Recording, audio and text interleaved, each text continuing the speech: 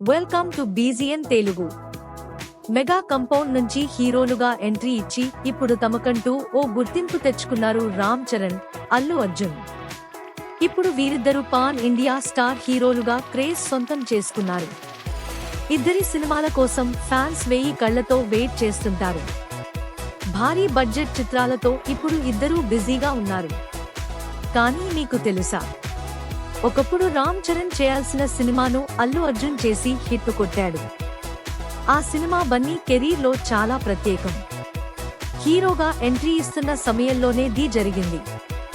ఇంతకీ ఏంటా మూవీ అనుకుంటున్నారా? అదే గంగోత్రి.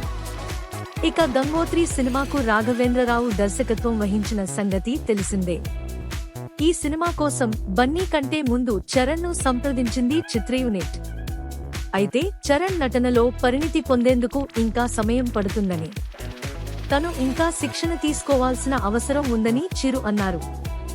ఆ మూవీ కోసం బన్నీ బాగుంటానని, తనతో సినిమా చేయాలని కోరారట చిరు.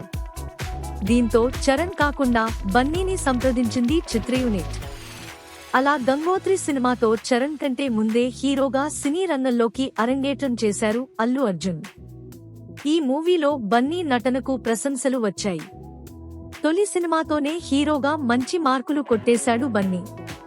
Thanks for watching బీజీఎన్ Telugu.